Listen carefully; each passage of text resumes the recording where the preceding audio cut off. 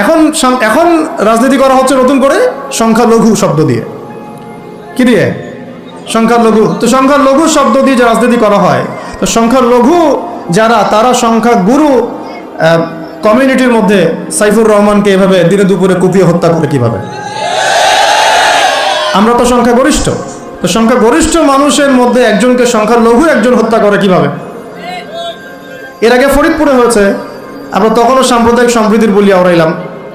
চট্টগ্রামে হইল, এখনও সাম্প্রদায়িক সম্প্রীতির বলি আওড়াচ্ছি, ঠিক আছে? এবং আমাদের সবাইকে বোঝানো হচ্ছে যে সবাই শান্ত থাকেন, কেউ কোনো রকমের টু শব্দ করবেন। আচ্ছা, করলাম না, টু শব্দ করলাম না, শান্ত থাকলাম, ধৈর্য ধরলাম, ঠিক আছে। এরপরও যদি আরো 10 জনকে মারা হয় তখন, এরপর যদি আরো 10 জনকে মারা হয় তখন আপনি আমাকে গ্যারান্টি দেন যে মারা হবে না। আপনারা আমাদেরকে গ্যারান্টি দেন যে মারা হবে না। যদি মারা হয় তখন আপনি বলছেন মারা হবে না ইনশাআল্লাহ, ঠিক আছে। যদি মারা হয় তখন, এখন আমি ধৈর্য ধরলাম, এখন আমি সাম্প্রদায়িক সম্প্রীতির কথা বললাম, এখন আমরা চুপ থাকলাম, কেউ এগ্রেসিভ কোনো ভূমিকায় গেলাম না, এবং যাওয়া উচিত না, ঠিক আছে, খালাস। আর আপনি আমাকে গ্যারান্টি দেন এই ঘটনাগুলো আগামীতে ঘটবে না। প্রশাসন গ্যারান্টি দেন, সরকারে যারা আছেন গ্যারান্টি দেন, দিতে পারবেন? যদি দিতে না পারেন কেন পারবেন না? যদি দিতে না পারেন তাহলে গ্যারান্টি কেন দিতে পারবেন না? তার মানে আপনার প্রশাসন ফেল করেছে এখানে। সেই ভাইকে হত্যা করা হয়েছে, সেই ভাইয়ের হত্যাকারী যদি 20 জন 30 জন হয়, প্রশাসনের পক্ষে এটা কোনো বিষয় না 30 জনকে কারাগারে নিয়ে আসা এবং আচ্ছা মতো রিমান্ডে সিদ্ধ ডিম ঢোকানো, কোনো বিষয় না। রিমান্ডে ওলামায়ে কেরামের পা ভেঙে দিতে পারেন, তাহলে এটা কেন পারছেন না? তাহলে আপনারা আসলে আমাদেরকে কানাকে মক্কা দেখাচ্ছেন, আপনারা কানাকে মক্কা দেখাচ্ছেন, এই তো। এখন যদি গ্যারান্টি না দিতে পারেন তার মানে এই সমস্যাটা থাকতে পারে। গ্যারান্টি না দিতে পারার অর্থই হচ্ছে আপনি নিজেই ভয় পাচ্ছেন, নিজেই আপনি শিওর না যে সমস্যাটা আসবে কিনা। কারণ আপনি জানেন যে আমি সমস্যাটাকে ডিল করতে পারি নাই, আসতেও পারে, এই জন্য আমি গ্যারান্টি দিতে পারছি না। আমাদের উপদেষ্টাদেরকে বলেন গ্যারান্টি দিতে যে এরকম ঘটনা আগামীতে আর কখনো ঘটবে না। আমরা তো সবাই শান্ত আছি, কেউ তো একটা টোকাও পর্যন্ত দেয়নি, কাউকে দিয়েছেন? আচ্ছা, ঠিক আছে। আবার আমি প্রশ্ন করছি, যদি গ্যারান্টি না দিতে পারে এবং না দিতে পারাটাই তাদের ব্যর্থতা, এবং এর যদি উপযুক্ত বিচার তারা করতে না পারে, না করতে পারাটাই ব্যর্থতা সংখ্যাগরিষ্ঠ মুসলিম রাষ্ট্রে, তাহলে এই ঘটনা যদি আগামী 1 বছরে, 2 বছরে, 5 বছরে আবারও রিপিটেড হয় এবং একজনের জায়গায় 3 জন, 4 জন, 5 জন, 10 জন পর্যন্ত পৌঁছায়, তখন আপনাদের ভাষাটা কি হবে? তখন আপনারা কি ভাষায় কথা বলবেন আর আমাদেরকে কি বুঝাবেন? এটা আমার প্রশ্ন। আরও প্রশ্ন আছে, সাইফুর রহমান যদি আপনার ছেলে হইতো তাহলে কি হতো? সাইফুর রহমান যদি আমাদের উপদেষ্টাদের কেউ হতো তাহলে কি হতো? সাইফুর রহমান যদি আমাদের যে ওলামায়ে কেরামগণ, শ্রদ্ধার সাথেই বলছি, বিনয়ের সাথে, আপনাদের যদি ছেলে হতো আপনারা কি সেম কথা বলতেন কিনা? সাইফুর রহমান যদি আপনার মেয়ের জামাই হতো তাহলে আপনি সেম কথা বলতেন কিনা? এই জায়গাগুলো তো অনেক গ্যাপস আছে। আমাদের এত স্বার্থপর চিন্তা চেতনা যে আমার তো আর নিজের ছেলে মরে নাই, আমার তো আর নিজের ভাইকে মারা হয় নাই, আপনি তো তাকে আপনার ভাই মনে করতে পারছেন না। এখন পর্যন্ত আপনি সাইফুর রহমানকে আপনার ভাই মনে করতে পারেন নাই। সবাই চুপ। আর আমাদের কিছু সুরসুরি মানহাজের কিছু মানুষ আছে, সুরসুরি আর গিরগিটি মানহাজ, মানে তাগুতের নাম এক্স হইলেও তার পক্ষে, ওয়াই হইলেও তার পক্ষে, জেড হইলেও তারই পক্ষে, সবসময় চুপ। একদম সুরসুরি মার্কা ঠান্ডা ঠান্ডা মানহাজ মানুষকে দেওয়া হয় এবং তারা একটু জনপ্রিয়, এই কারণে জনগণও চুপ হয়ে যায়। তাদের একটা স্ট্যাটাস দেখে মানুষ চুপ। আমার তো আকাবির, আমার তো অমুক, আমার স্কলার এই বলছে, আমার শায়েক এই বলছে, বাস আমি চুপ। আপনি তো নিজের চিন্তাটাকে বিক্রি করে দিয়েছেন মানুষের কাছে, নিজের চিন্তাটাকে আপনি বিক্রি করে দিয়েছেন। তো একজন সেলিব্রিটি স্কলার এসে একটা স্ট্যাটাস দিল যে সবাই শান্ত থাকেন, কেউ কোনো কথা বলবেন না। কেন কথা বলবো না আমি? শান্ত থাকেন বলার আগে আপনার বলা উচিত ছিল যে আমার ভাইকে এভাবে মারা হয়েছে, আমি এর তীব্র নিন্দা জানাই এবং এর বিচার আমি দাবি করি। তারপরে আপনি বলতে পারতেন আপনারা শান্ত থাকেন, আমরা বিষয়টা ডিল করছি। এই যে ব্রেন ওয়াশ, এই যে আমাদের একটা জজবাকে এভাবে দমন করে দেওয়া হচ্ছে, এর ফলাফল কিন্তু আপনাদেরকে ভোগ করতে হবে। আচ্ছা ঠিক আছে, 10 জন মারা হলো, চুপ করে থাকেন, ভালো কথা। আরও 100 জন মারা হলে তখনই কি চুপ করে থাকবেন? যদি একটা জেলার উপর আক্রমণ হয় তখনই কি চুপ করে থাকবে? আপনারা শয়তান থেকে পালাতে চাচ্ছেন, কিন্তু শয়তান তো আপনাকে ছাড়বে না। আপনি কিছু বলেন আর নাই বলেন, আমি বলছি না এখনই বলেন, আমি বলছি আপনি এই হত্যার উপযুক্ত বিচার আমাদের সামনে নিশ্চিত করেন। জাতির সামনে এই 20-30 জন লোককে হাজির করে প্রকাশ্যে ফাঁসি দিয়ে দেখান যে হ্যাঁ আমরা সাইফুর রহমানের পক্ষে আছি। কিছুই করতে পারেন নাই পর্যন্ত, আপনারা কিছুই করতে পারেন নাই। ফরিদপুরের ঘটনা কিছু করতে পারেন নাই। এরকম ঘটনা বিচ্ছিন্ন না, এরকম ঘটনা বাংলাদেশের লাস্ট 5 বছরে এবং বিগত 15 বছরে অনেকগুলো হয়েছে।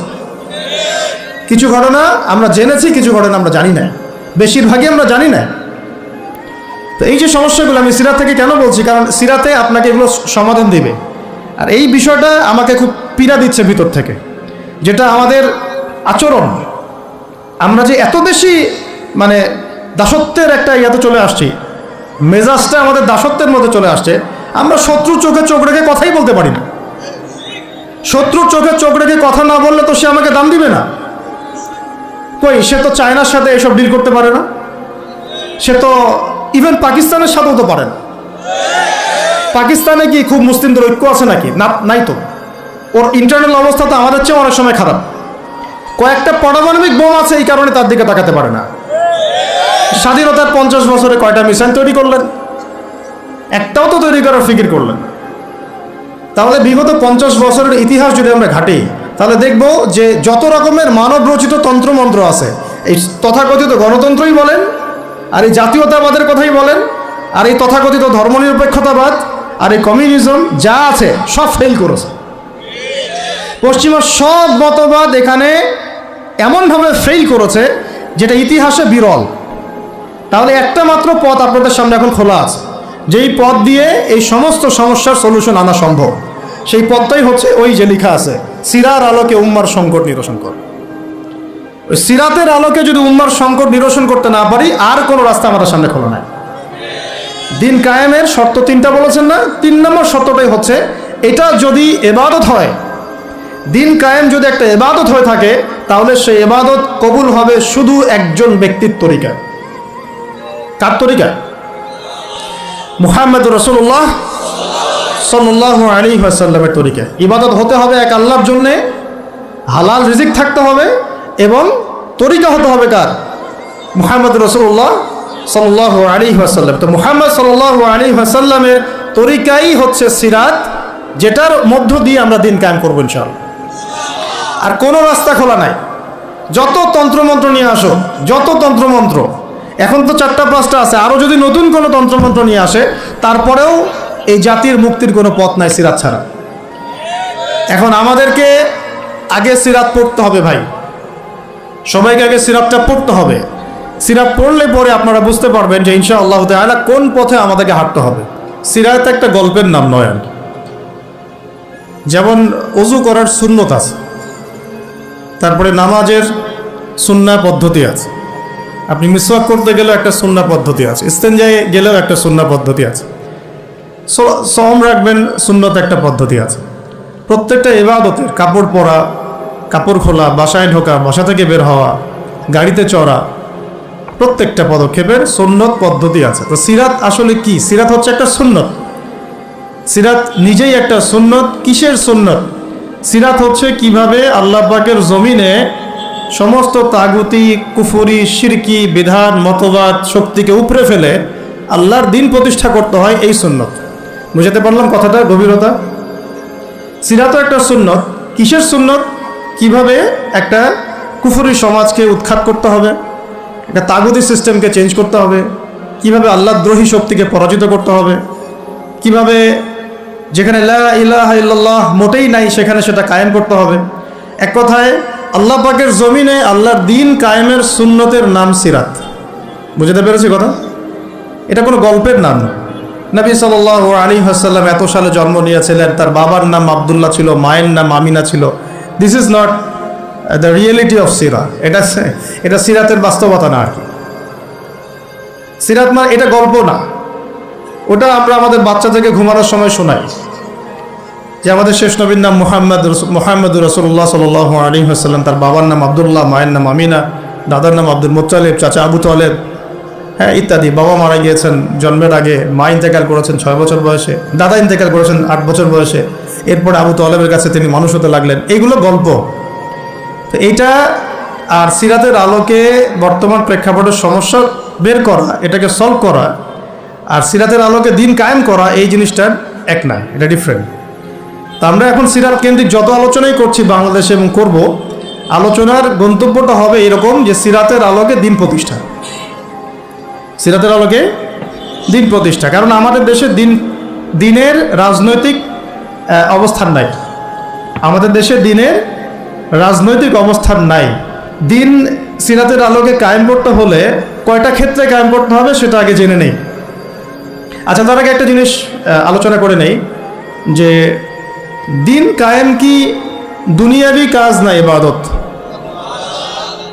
এতটুকু তো বুঝেন, দিন কায়েম একটা ইবাদত। নামাজ, সওম, যাকাত, জিহাদ, তাবলীগ, দিন প্রতিষ্ঠা, যেটাকে আমরা আরবিতে বলি ইকামাতুদ দ্বীন, এটা কি? তাহলে একটা নিঃসন্দেহে ইবাদত। আমাদের নবীজি করেছেন, নবীজি নিজে করেছেন তো, সাহাবায়ে কেরাম এই যে 1400 বছর ধরে সলফে সালেহিন, আকাবের, আমাদের আসলাফরা করেছেন না? সবাই করেছেন। আচ্ছা, এখন এটা যদি ইবাদত হয়, ইবাদত কবুলের শর্ত কয়টা? একজন বলেন দেখি, ইবাদত কবুলের শর্ত কয়টা? 3টা, তাই তো? বেসিক শর্ত কয়টা? 3টা। একটা হচ্ছে ইবাদত হতে হবে এক আল্লাহর জন্য। কার জন্যে? তাহলে এই আল্লাহর জমিনে সিরাতের আলোকে দিন কায়েম করার লক্ষ্য উদ্দেশ্য থাকবে শুধু এক আল্লাহর সন্তুষ্টি অর্জন করা, শুধু এক আল্লাহকে রাজি খুশি করার জন্যে আমরা আল্লাহর জমিনে দিন কায়েমের চেষ্টা করব। খালাস, কথা ঠিক আছে? আচ্ছা, যদি এখানে উদ্দেশ্য থাকে না আমি আমার পদের জন্য চাচ্ছি, না আমি নেতৃত্বের জন্য চাচ্ছি, না আমি কোনো একটা ফেরকার আমির হওয়ার জন্য চাচ্ছি, অথবা আমি কোনো রাজনৈতিক পদের জন্য চাচ্ছি, তখন ইবাদতটা ইবাদত বলে গণ্য হবে না, বা ইবাদতটার নেকির জায়গায় গুনাহ হতে পারে, নেকির জায়গায় গুনাহ হতে পারে, কারণ সেটা আল্লাহ পাকের সন্তুষ্টির জন্য ছিল না। মানুষ আমাকে পপুলার মনে করে তাই আমি একটু গলা ফাটায় কথা বললাম, বিষয়টা এরকম না। কথা এখান থেকে আসবে না, কথা এখান থেকে আসবে, কথা এখান থেকে আসবে না, কথা আসবে কোত্থেকে? এখান থেকে। এখান থেকে এসে আরশে আজিমের মালিক পর্যন্ত পৌঁছাতে হবে, এই উদ্দেশ্যে আমার কথাগুলো হবে, কাজগুলো হবে। তাহলে দিন প্রতিষ্ঠার উদ্দেশ্য হবে এক আল্লাহর সন্তুষ্টি অর্জন করা, এটা প্রথম কথা। 2, রিজিক হালাল হতে হবে, সেটা তো আমরা জানি। রিজিক কি হতে হবে? হালাল হতে হবে, যেটা আমাদের 90%-এরই কম বেশি হারাম। কম বেশি কি 90%-এরই হারাম। দাড়ি টুপি পাগড়ি জুব্বা পরে আমরা যারা চলাফেরা করি, আমাদেরও বহু মানুষের রিজিক হারাম। অনেকেই সুদি কারবার করি, সুদি লেনদেন করি, অনেকেই মাপে কম দেই, অনেকে আবার আল্লাহ রাস্তার সময় দিচ্ছি, বোনের সম্পত্তি দেই না। অনেকে দেখা যায় মাল সিন্ডিকেট করি, দাড়িওয়ালা লোক ফার্ম ঘাটে বসে ব্যবসা করছে, মাপে কম দিচ্ছে। দাড়িওয়ালা লোক যাত্রাবাড়িতে তার একটা গোডাউন আছে, সেখানে সে পণ্য মজুত করছে, সিন্ডিকেট করে দাম বাড়াচ্ছে। রিজিকটা কি হালাল হলো না হারাম হলো?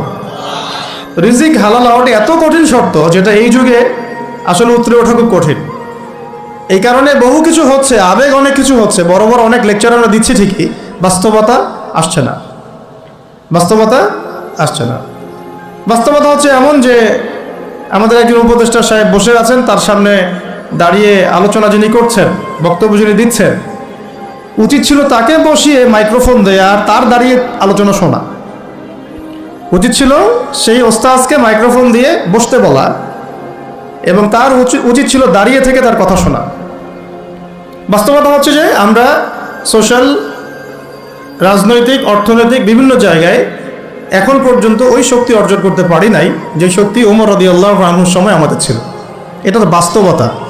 কিন্তু মাঠে ময়দানে আমাদের কথা হচ্ছে মাশাআল্লাহ, অনেক বড় বড় কথা আমরা বলছি, অনেক সময় শোডাউন করে জনবল দিয়ে বা স্লোগান দিয়ে মনে করছি যে আমরা অনেক কিছু করে ফেলেছি, কিন্তু বাস্তবতাটা এমন না। বাস্তবতা অনেক অনেক অনেক বেশি খারাপ, যেটা আমরা চাই এই খারাপ অবস্থাটা দূর হোক, এই জন্যে আলোচনাগুলো আসা উচিত।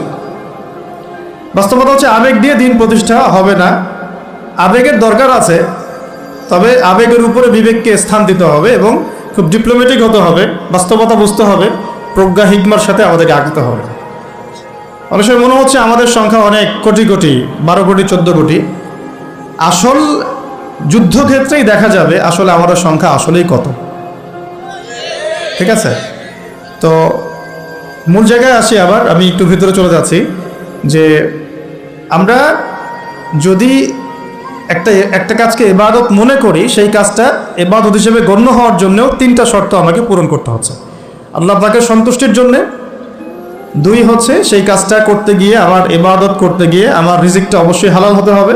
এই দুটোতেই আমরা আটকে গেছি। কিন্তু কারাগারে আমাদের ওলামায়ে কেরামগণ বসেছিলেন, তারা আলোচনা করছিলেন যে আমরা সবাই এক সেলে বসে আছি, আসলে কি সমস্যা, সবাই সমস্যা নিয়ে মুজাকারা করছেন। কিন্তু সমস্যাটা কি হলো? তো নাম বলতে চাচ্ছি না, আমাদের অনেক শ্রদ্ধেয় ওলামায়ে কেরাম তাদের অনেকেই বলেছিলেন যে মনে হয় ইখলাস ঠিক নাই, মনে হয় ইখলাস ঠিক নাই। হ্যাঁ, যদি ইখলাস ঠিক না থাকে কাজে বরকত আসবে না। ইখলাস কি? শুধু আল্লাহর জন্য করব, যাই করি শুধু আল্লাহর জন্য করব, মানুষকে দেখানোর জন্য না, জনপ্রিয়তা পাওয়ার জন্য না, মানুষের বাহবার জন্য না। এমনকি আমি যদি চাই বাংলাদেশে শরিয়া আইন কায়েম হোক, সেটা চাবো আল্লাহর জন্যে, আমি ক্ষমতায় গিয়ে কায়েম করবো এই জন্য না। এটা আল্লাহ পাক XYZ যে কাউকে দিয়ে করাইতে পারেন। সেটা আমি হইতে পারি, আপনি হইতে পারেন, যে কেউ হতে পারে। কিন্তু আমি চাচ্ছি শরিয়া আইন বাস্তবায়িত হোক। যদি আমি এভাবে চিন্তা করি যে না, আমাকে যেতে হবেই, আমি সেই কাজ করব, আমারই ক্ষমতা দরকার, তাহলে এটা হবে দুনিয়ার জন্য কাজ করা, আমি আমার ক্ষমতার জন্য করছি। তো মূল বিষয়টা হচ্ছে সাহাবায়ে কেরাম রাদিয়াল্লাহু আনহুম আজমাইন তারা নিজেরা দায়িত্ব এড়িয়ে যেতেন, মানুষ জোর করে তাদেরকে দায়িত্ব দিতেন। এর ফলে কাজে বরকত হতো, ইখলাস ঠিক থাকতো। তারা দিনের বেলা ঘোড়সাওয়ার থাকতেন, রাতের বেলা দরবেশ থাকতেন। এই জন্যই দেখা যায় যে উমর রাদিয়াল্লাহু আনহু খেলাফতের সময় একটা বকরির বাচ্চাও না খেয়ে মারা যায় নাই। সুবহানাল্লাহ। আর একটু আগে তো আপনাদেরকে একটা এক্সাম্পল দিলাম যে আপনাদের 3 বারে রাস্তাঘাটের কি অবস্থা। তাহলে 50 বছর, স্বাধীনতার 50 বছর ধরে যারা পুরো বাংলাদেশের রাস্তাই ঠিক করতে পারে নাই, তারা কত বড় দুর্নীতিবাজ চিন্তা করে নাই। 50 বছর ধরে একটা দেশকে রাডারবিহীন থাকতে হচ্ছে, স্যাটেলাইটবিহীন থাকতে হচ্ছে, পারমাণবিক কোনো অস্ত্র নাই, নিউক্লিয়ার কোনো মিসাইলস নাই, কোনো জিওপলিটিক্যাল বড় বড় রাষ্ট্রের সাথে অ্যালায়েন্স নাই। পক্ষান্তরে উল্টা কুফার, তাগুত, মুশরিকদের দাসত্বে আমাদেরকে নিয়ে গেছে। তাহলে 50 বছরের খেয়ানতের লিস্ট করলে মানে এক আসমান থেকে দ্বিতীয় আসমান পর্যন্ত হবে আর কি লিস্টটা। এত খেয়ানত 50-60 বছর হয়ে গেছে। এখনো যে বিষয়গুলো নিয়ে আমাদের কথা বলতে হচ্ছে, এটাই হচ্ছে সবচেয়ে লজ্জা। এই বিগত স্বাধীনতার 50 বছরে আমাদের এমন একটা জেনারেশন রেডিমেড পাওয়া উচিত ছিল, যাদের ঘরে ঘরে আলেম, ঘরে ঘরে হাফেজ। এখন ঘরে ঘরে খুঁজলেও, বোম মারলেও আলেম বের হয় না, ঘরে ঘরে খুঁজে ছান মারলে একটা করে হাফেজ বের হয় না, আলেম বের হয় না। ঘরে ঘরে ছান মারলে যে কোনো একটা টিকটকার ঠিকই বের হয়। এই বাস্তবতা আর আমাদের স্বপ্নের মধ্যে আসমান জমির পার্থক্য আছে। এগুলো হাসির কোনো বিষয় না, এটা হচ্ছে বাস্তবতা। মানে পুরা প্রাইমারি স্কুল থেকে শুরু করে প্রাইমারি স্কুলের শিক্ষক, প্রাইমারি স্কুলের টিচার এবং স্টুডেন্ট, হাই স্কুলের টিচার, অনার্সের স্টুডেন্ট, অনার্সের টিচার, মাস্টার্সের স্টুডেন্ট, মাস্টার্সের টিচার, তারপরে BBA MBA, তারপরে যে আপনার প্রাইভেট ইউনিভার্সিটি ইত্যাদি ইত্যাদি, ইভেন BCS সেক্টর, শিক্ষা কমিশন, MP মন্ত্রী, পার্লামেন্ট, সবগুলোকে যদি একটা জায়গায় আপনি বসান, সবাইকে 15-16 কোটি মানুষকে একটা জায়গায় বসান, দেখবেন যে এদের 90% কোরআন তেলাওয়াতি করতে পারে না। 50 বছর হয়ে গেছে স্বাধীনতা। তাহলে কাদেরকে নিয়ে আপনি হিন্দুস্তানকে মোকাবেলা করতে চাচ্ছেন? কাদেরকে নিয়ে আপনি যে রামবাম, প্রগতিশীল এবং এই ইসকনকে মোকাবেলা করতে যাচ্ছেন? কাদেরকে নিয়ে? আবেগ দিয়ে তো হবে না। আর তাদের ব্যাপারটা তো এতই স্ট্রং, তারা তো এমনভাবে তাদের মানে আগ্রাসন লালন করছে যে ওরা যদি পারতো এখন পুরো বাংলাদেশটাকে ওদের মানচিত্রভুক্ত করে ফেলত। ষড়যন্ত্র কিন্তু এই পর্যন্ত, এটা আমরা বুঝি আর না বুঝি। আর আমরা তো খুব সাম্প্রদায়িক সম্প্রীতির বয়ান দিচ্ছি এখন আর কি। বিগত সময়ে কিছু রাজনীতি হয়েছে জঙ্গিবাদ শব্দ দিয়ে রাজনীতি করা হয়েছে। এটা থাকুক আর না থাকুক, বায়বীয়ভাবে একটা প্রতিষ্ঠা করার চেষ্টা করা হয়েছে, এটা দিয়ে রাজনীতি করা হয়েছে। সবাই সবার স্বার্থে কথাটাকে ব্যবহার করেছে।